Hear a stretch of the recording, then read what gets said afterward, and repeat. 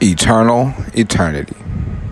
I propagate this truth to be established as the awesome evidence that all humans are in fact awesome and created totally equal by our awesome Creator. This particular informative video is hereby created to enlighten my fellow human on common misconceptions about our human history. The misconceptions actually stem from his story, in which history is reported by the surviving victor. Of course, all sides have a tale, but the less beneficial party often lacks the power to propagate their truth.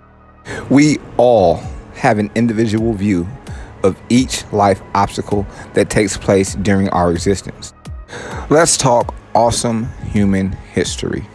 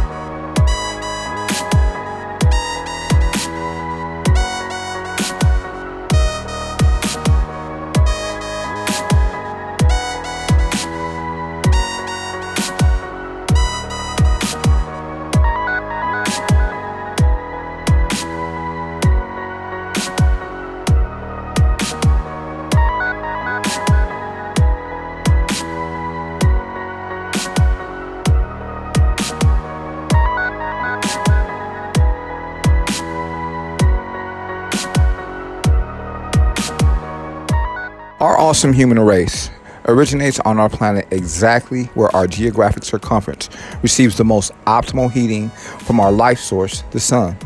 This is not the discussion where I speak of our pre-origin, because it's extremely probable that we were brought here by our universal progenitors. People, we are in an eternity. For some people, me even mentioning the origin of humanity and not including Adam and Eve places them in an uncomfortable place mentally, because their religion has taught them to listen to nothing but that religion. This is also a sad situation when one human belief creates a consensus amongst other humans that will not allow their intelligence to grow. You can't progress without learning. And if you think our Creator doesn't want you to progress and grow strong in this eternity, I guess I'll just continue to propagate truth and righteousness while I'm earthly and until all of our awesome human family is on board. We started in a place whose ancient name was Akabulan, now called Africa. The origin of this name rests on a few theories that will be discussed in another video.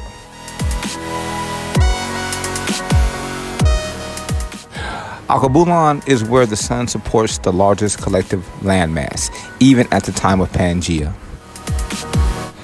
Akabulan is where life can thrive via complex ecosystems in which humans can produce sustenance via crops and shelter via natural resources.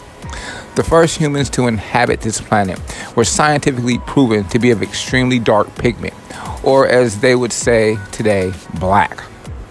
This fact of our human nature is often obscured for a few different reasons, although I will give credit to organizations like National Geographic, who refuse to propagate anything but facts. I love you for that, Nat Geo. Before we delve off into the many reasons, let's continue with our origin, but I'll leave you with one reason to think about. During the period of slavery, our United States government, which I so love, but will be the first to admit that we haven't always and probably still don't have totally honest practices. But I'll also defend and say we're striving for improvement, and our awesome nation has a clear record on continuous improvement on its behalf. In my country, white slave owners, white commoners, black slave owners, black commoners, and black slaves were all told that African slaves were 3/5 human. This became a general consensus. The side effects. What had to be also incorporated into all of those people's mentalities in order for such a belief to even have false ground. Well, history surely had to be altered. One of these alterations, the entirety of the old Roman Empire was now displayed as Germanic Caucasian, when in fact the Roman Empire did not turn Germanic Caucasian until circa 5th century AD. I would really like for my listeners to look up Alaric. He is regarded as the first Germanic Caucasian king. He stood up to those older Romans who were of dark pigment or black. The old Romans enslaved and abused many of the Germanic tribes, and this was wrong. The Germanic people of that era didn't possess anything superior as it pertains to the technology of the era. The old Roman Empire took advantage of the weak, and they paid for it with the loss of their empire, supplanted by the awesome tribes of Germania.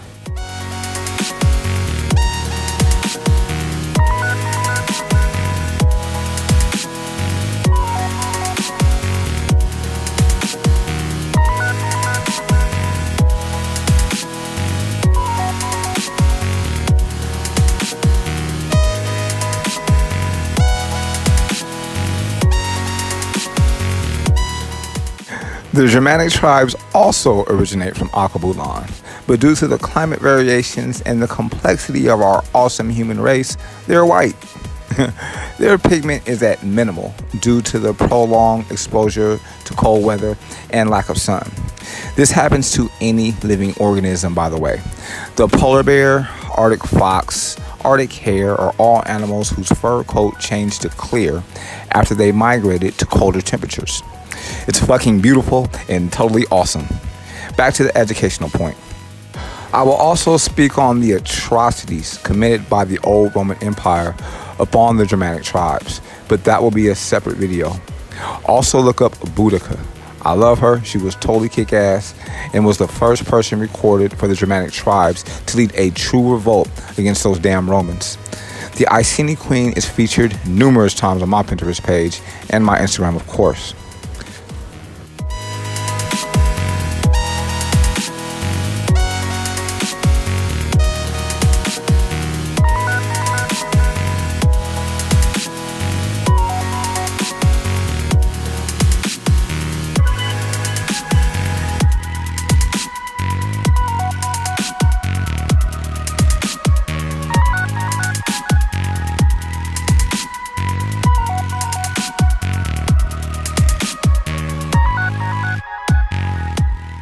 Three-fifths of a vote or a human is an excellent evidentiary point to so prove motive and intent of the changing of scientific facts about our human history.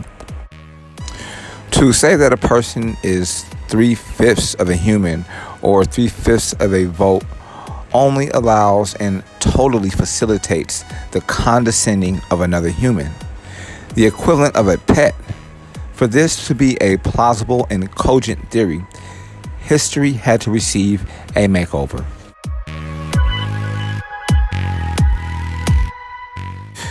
It's been pretty much proven and documented the human origin and which way we decided to travel first. The obvious answer is to first explore the connected land before the risk of the unknown, the sea. As we continue to unearth new evidence, we continue to learn. There have been many theoretical revisions of our human origin over the past decades, but one fact remains and stands strong: the origin, that is, Alkebulan.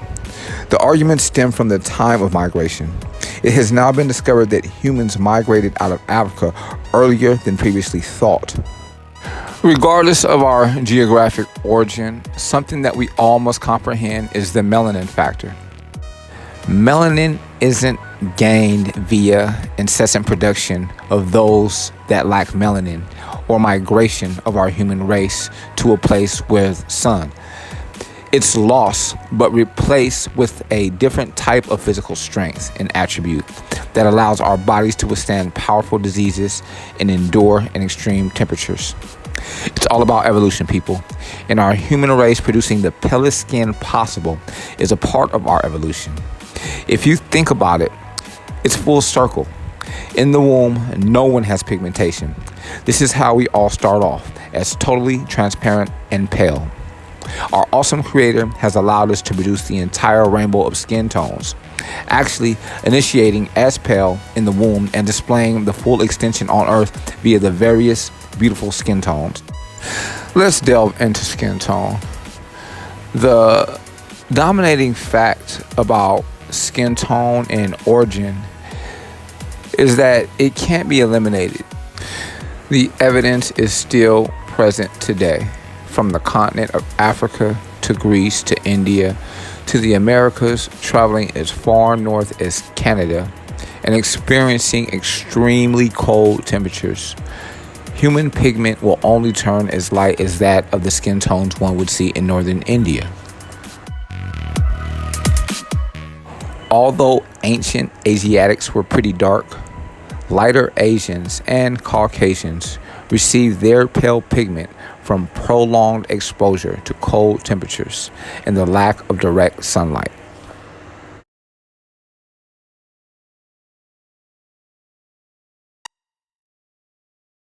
In cold temperatures, we humans are prohibited from various activities that the sun allows. Producing crops for sustenance is halted. Spending time in the sun to receive the awesome energy the sun exudes is stunted because who the fuck wants to freeze to death? A log cabin may not be what is best in extreme cold. Cave dwelling may be much more auspicious and appeasing. Humans migrated east out of Alkebulan, populating and leaving human existence along the borders of and within the nations of present-day Greece, Turkey, India, Alaska, Canada, all the way down to the lower tip of South America. The dark pigment isn't lost in Italy or at the latitudes of any of the nations I just named.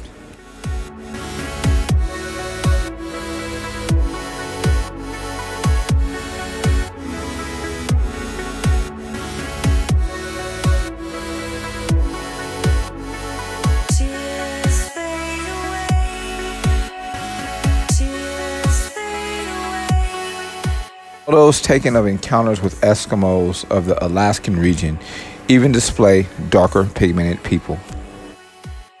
While on this subject, I also feel it's important to talk about facial structure as it pertains to the bust of historic Roman figures and historic Greek figures.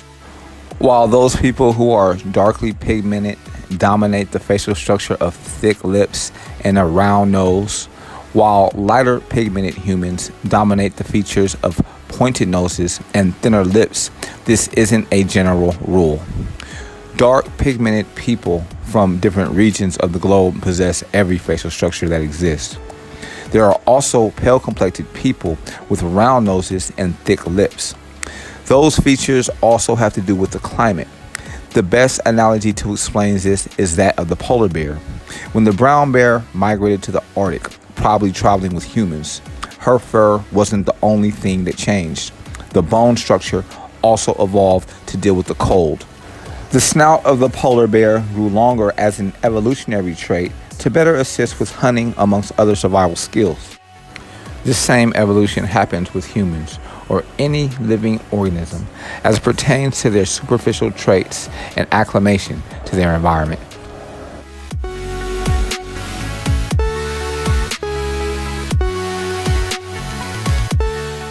So when there's arguments or falsities produced displaying the ancient Greeks as humans whose skin tone had reached pale pigment, or even those humans of the old Roman Empire being displayed falsely with pale pigmentation, there are scientific facts that largely discredit that.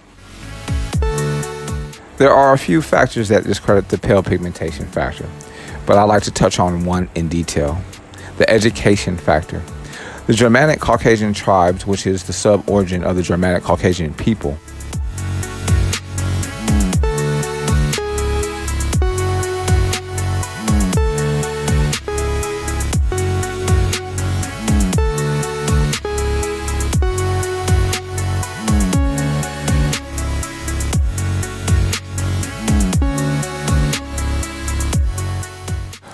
possessed an education that was totally inferior to that of the ancient Greeks or the ancient Romans. Africans, Romans, and Greeks understood that the earth was a sphere as early as the 6th century BC. The Germanic tribes that inhabited Europe during the time of Columbus were fairly new to oceanic travel. In fact, the earliest known vessels for sea being built by Germanic Caucasian people initiates around the 8th century AD by that of the Vikings. I don't bring these facts into light to condescend. The equality of skin tone couldn't be more so proven than by the awesome truths of history. The ostensible laws of succession from one point of origin are all very transparent. The only confusion lies within purposeful human deception. And one of the main reasons for this deception was to ensure that the slaves brought over from Africa kept the mentality of a slave. White supremacy is another ostensible factor as it pertains to causation. As the Anglos, Saxons, Franks, Goths, Vandals, and many other Germanic tribes began to flood the old Roman Empire in the 5th century AD, they did in fact mingle with its inhabitants. As they did this, they also spread a certain immunity to powerful human diseases. Let me explain. When humans settled the area of ancient Germania and northwards of lands like Scandinavia or Norway, their bodies underwent awesome genetic changes. As one attribute became mitigated in feature, others gained strength in feature. The Germanic Caucasian people suffered through extremely cold temperatures, extreme poverty, and mitigated exposure to the sun in order to give the rest of our human race the immunities that we possess today. There were various plagues that also happened and shaped our world over the early 80 centuries that contributed to the fall of all but the Germanic tribes. Our human bodies were evolving. Those who survived these plagues were now immune. That is, until the next wave perhaps. This period was a shedding of the earth to phase out the old and prepare for the new way. It wasn't like Alaric just forcibly took over the old Roman Empire. There's recorded battles, of course, but please understand that the old Roman Empire was badly diminished.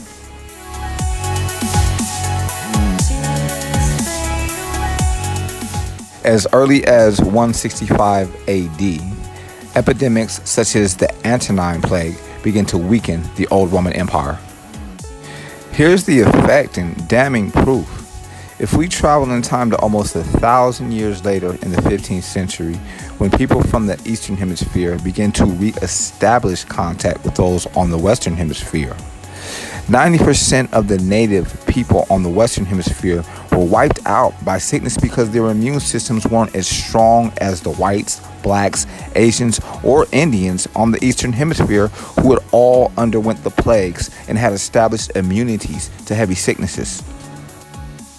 So yes, we owe our current fortified health status to those Germanic Caucasian tribes who were subjected to extreme conditions, while the rest of the human race lived in a much more auspicious status quo. Thank you, my awesome pale brothers and sisters, for the awesome immunities endowed. The technology of ancient Alkebulan, or Old Rome, or the ancient Greeks, or the ancient Chinese was absent from the Germanic European culture of circa 5th century AD. The purpose for this video was to destroy common misconceptions about history that hold us back as a human race because they lack verity. Even Hannibal, a known Carthaginian general from circa 183 to 181 BC, was displayed as a Germanic Caucasian man. This display has been totally discredited, but it goes to show the nature and presence of the deception that I speak of. The truth of the matter is that while some may accuse whites of being initiators of a racial supremacy campaign, I will quickly point out that it was the old Roman Empire who were of dark pigment, who enslaved and mistreated the weaker Germanic Caucasian tribes of the era first. The Germanics endured, became strong, learned the ways of their oppressors, and took control. I always love the underdog. I am an underdog, both as an individual in our awesome human race and as identified as a black man in my country, America, who must face challenges in a daily fight for equality. The circumference is very real and is really all that exists. Everything is made of circles, from the neutrino, the celestial circumference bodies that make up our universe, to the spiral circumferential galaxies that hold them. Whatever is sent out by any one individual, or anything for that matter, has no other option but to return to its point of origin, because we are in a circumferential existence. Incessantly seek knowledge and incessantly find new ways and new things to love. Fear is your only enemy.